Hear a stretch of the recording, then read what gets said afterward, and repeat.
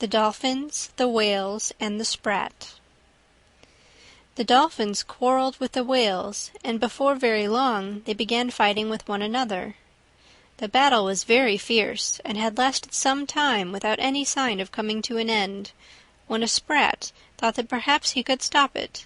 So he stepped in and tried to persuade them to give up fighting and make friends. But one of the Dolphins said to him contemptuously, "We would rather go on fighting till we're all killed than be reconciled by a Sprat like you."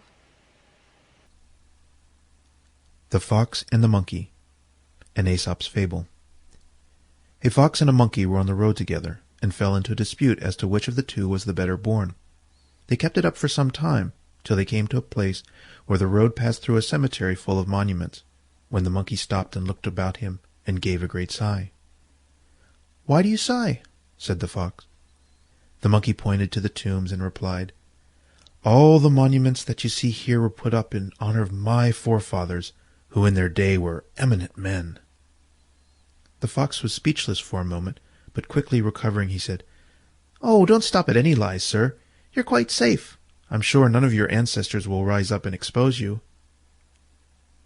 The moral: boasters brag most when they cannot be detected.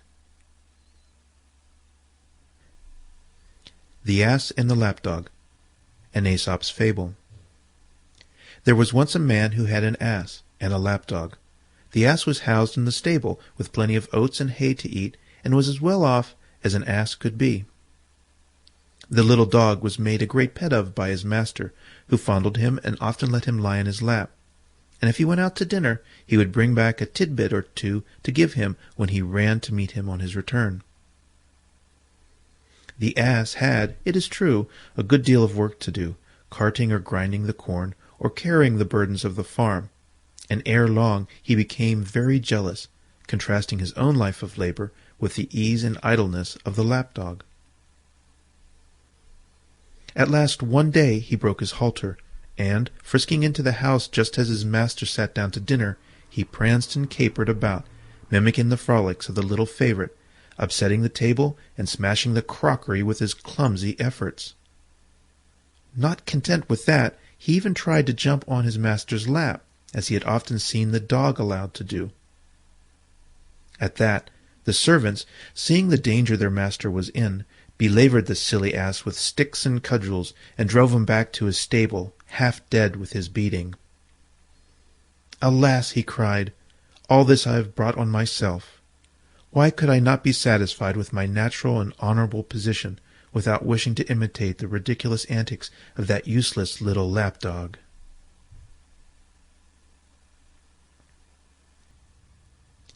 The Fir Tree and the Bramble, an Aesop's Fable. A fir tree was boasting to a bramble, and said, somewhat contemptuously, "You poor creature, you are of no use whatsoever. Now look at me, I am useful for all sorts of things, particularly when men build houses. They can't do without me then." But the bramble replied, "Oh, that's all very well, but you wait till they come with axes and saws to cut you down, and then you'll wish you were a bramble, and not a fir." The moral: better poverty without a care than wealth with its many obligations.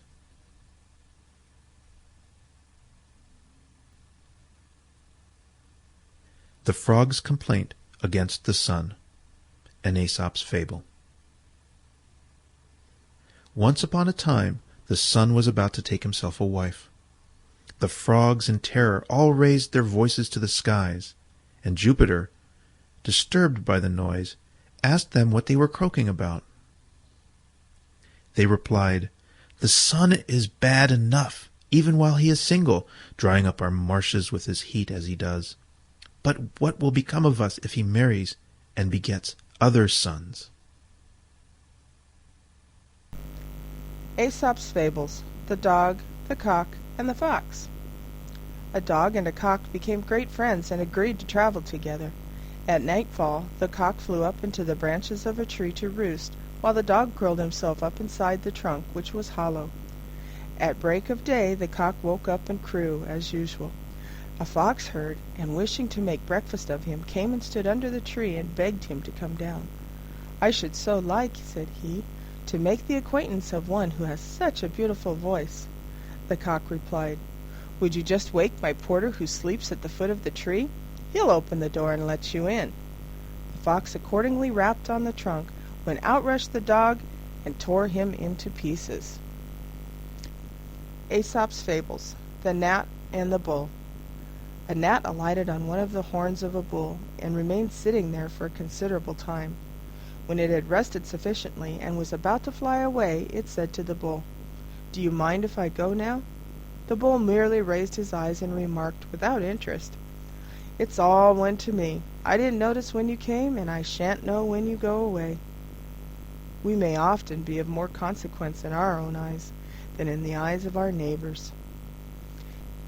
The Bear and the Travelers. Two travelers were on the road together when a bear suddenly appeared on the scene.